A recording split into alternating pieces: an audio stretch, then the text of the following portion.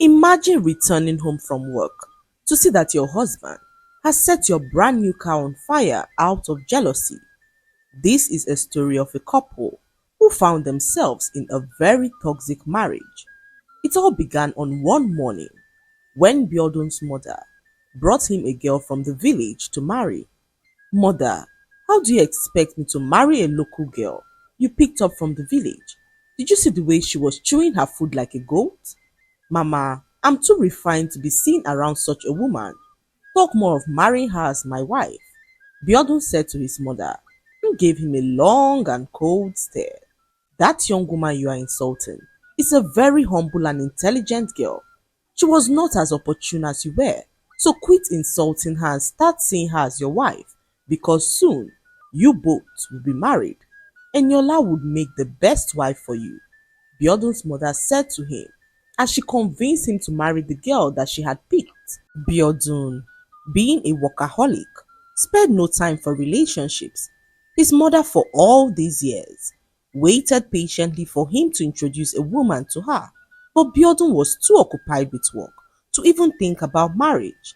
His mother, desperate to see her son settle down, took matters into her own hands. She traveled to their village and chose Eniola, a simple and well-mannered young woman from a humble background. To Mama, Eniola represented everything a good wife should be: obedient, respectful, and willing to build a family. But for Biodun, she was far from what he imagined his wife should be. Days turned into weeks, and despite his mother's persistence, Biodun couldn't bring himself to warm up to Eniola. She was quiet and polite, but to him, that translated to weakness. How could I, a successful educated man, end up with a village girl? He often thought to himself. His friends mocked him when they heard about the arranged engagement, further fueling his disdain for Eniola. He began avoiding her at every opportunity, ignoring his mother's arrangement for them to spend time together. But Eniola, though hurt by his coldness, remained patient. She was raised to respect her elders, and Mama had spoken highly of her son before introducing them. She believed that with time, Biodun would come to see her true worth. She tried her best to adapt to city life, learning what she could about the modern world, though it was a far cry from the village where she had grown up. She knew Biodun was a hardworking man, and that only added to her admiration for him, even if he couldn't see her in the same light. One evening, after a particularly tense conversation about their impending wedding, Biodun lashed out at his mother in frustration. I can't marry a girl like her, Mama. She's not on my level. What will people think when they see me with her?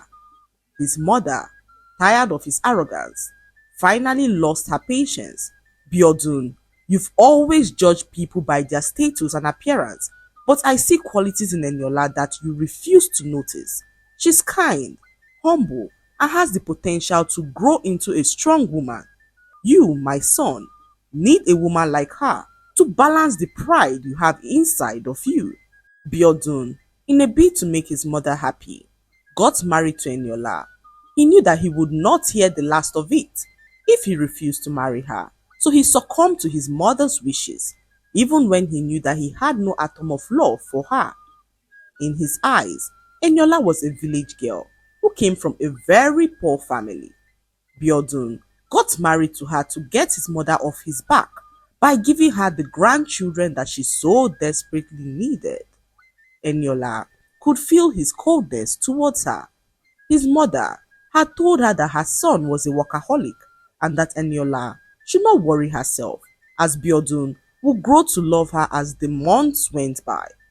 Eniola, having this in mind, did all she could to win her husband's heart, but Biodun did not seem to care about her. They lived like strangers in the same home, sharing one bed, which was only used to make babies. Biodun viewed their marriage as an obligation, something to appease his mother and fulfill the traditional expectation of having a family. Eniola, on the other hand, held out hope. She believed that with time, Biodun would see her worth, Just as his mother had said, their marriage was not built on love, but Eniola's patience knew no bounds. She cooked his favorite meals, took care of the house, and did everything she could to win Biodun's heart. But Biodun remained distant, cold even. He often stayed late at work, coming home only to sleep, and their bed was used only for one purpose: to make babies. The intimacy that Eniola craved was non existent, and the emotional void between them grew wider with each passing day. As the months turned into years, Biodun's resentment towards Eniola deepened. Though she bore him two beautiful children, he couldn't shake the feeling that he had been forced into a marriage he didn't want. He looked at Eniola and saw only the village girl his mother had chosen for him. He rarely acknowledged her efforts to please him and instead criticized her at every given opportunity. "You will never understand my world," he would say. "You don't belong here." Eniola felt the sting of his words but chose to remain silent. She knew that speaking up would only make things worse. Despite the loveless nature of their marriage, Eniola found solace in her children. She poured her love and energy into raising them, hoping that one day Biodun would realize how much she had sacrificed for their family. But in Biodun's eyes, she was nothing more than a woman from the village, and he treated her as such. One day, after years of being a housewife, Eniola approached Biodun with a shocking request. "I want to work," she said softly, hoping that he would be supportive of her request. But instead of encouraging her, Biodun laughed hysterically at her. "Work? What can you do? You're just a village girl with your village education," he said to her mockingly, his words cutting deep. But Eniola refused to be discouraged. She was educated. Though she attended the village schools, Eniola believed that she had so much to give and was willing to give it a shot. So, she began searching for a job in the city. She went from one establishment to another and faced several rejections, but this did not deter her, as she was determined to find a job. After weeks of relentless search, Eniola finally got a job at a local firm. The pay wasn't much, but it was a good start for her. Biodun could not hold back his laughter when he heard how much the company was willing to pay her. He was earning over 20 times more and could not help but ridicule Eniola for her little achievement. He constantly reminded her of how insignificant her job was compared to his, belittling her efforts whenever the topic came up. "You should just stick to taking care of the house and the kids. That's the only thing you're good at," he would say with disdain. But despite his harsh words, Eniola pressed on. She threw herself into her work, determined to make something of herself, despite her husband's lack of support. Eniola struggled with her work. It was not so easy at the start, but as time went on, she got the hang of the job and began to excel. Gradually, she gained the respect of her colleagues and even won the heart of her boss, who within 5 months promoted her to a managerial position in the company. The salary increase was significant, and for the first time, she could contribute financially to the household in a meaningful way. But rather than being proud of her success, Biodun became increasingly bitter. He couldn't stand the fact that his wife, the woman he had always belittled, was beginning to rise. His envy festered, turning into resentment that made him question how Eniola could be so successful in such a short period of time. Her salary was now more than his, and Biodun could not live with the idea that his village wife had now become more successful than he was. So, he began to accuse Eniola of having an affair with her boss because that was the only explanation that his head could comprehend. Eniola did everything to convince her husband that her promotion was merited, but Biodun already had his mind made up. What he did not know was that everything that happened for Eniola happened because of her constant dedication to learn. What had happened was that on one morning, her boss walked into the office extremely angry and frustrated. Some records, which he gave to one of her colleagues to work on, had so many errors, and her boss was extremely furious because he knew how long it took to balance such records. The entire office was in a state of panic as no one wanted to face the wrath of their boss. Eniola, noticing the tension in the office, quietly walked over to her colleague's desk and offered to help. At first, her colleague was reluctant, but with no other solution in sight, she handed over the files to Eniola. Eniola immediately took the files to her table, switched on her computer and began to work. Everyone looked at her in shock as they wondered what she was doing with the files on her computer. In less than 2 hours, Eniola walked up to her boss with the files. She had made all the corrections in less than 2 hours, and her boss could not believe his eyes. It usually took them 12 hours to balance the records manually, and within 2 hours, Eniola had balanced the same records. Her boss stared at the corrected files in disbelief. "How did you do this?" he asked, his voice filled with astonishment. The entire office fell silent as they waited for Eniola's response. Eniola, though shy, explained that a certain man who visited their village from overseas taught her some computer skills that he believed would be beneficial to her in the future. He saw how good she was with numbers and told her that the skills would help her simplify tasks that others could only do manually. And Eniola, always desperate for knowledge, learned the computer skills as though her life depended on it. It was with this skill that Eniola completed the task swiftly, and her boss was not only impressed with her, but also grateful to have her as part of their team. Without wasting any time, Eniola was put in charge of balancing the firm's records and began to work closely with her boss, who looked extremely handsome. Her husband's jealousy grew darker as each day passed. He became convinced that Eniola must be having an affair with her boss, believing that there was no other explanation for her sudden success. "There's no way you're getting all these promotions based on merit," he snarled one evening. "You must be sleeping with him," he accused her. His baseless accusation shocked Eniola, who had done nothing but work hard to build her career. Hurt by his words, she tried to explain, but Biodun refused to listen to her. In his eyes, Eniola was just a village girl, too simple to achieve anything on her own. He became obsessed with the idea of her infidelity and began showing up at her workplace unannounced, watching her every move and even following her after work.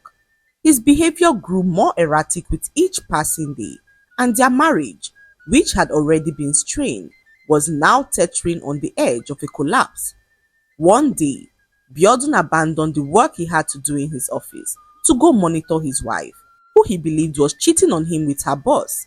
He spent hours parked across the street from her office, monitoring her every move, his mind wandering further from his job and focused entirely on catching his wife red-handed with her boss. Just as he was stationed in his car, spying on Eniola's office, his boss called up his phone.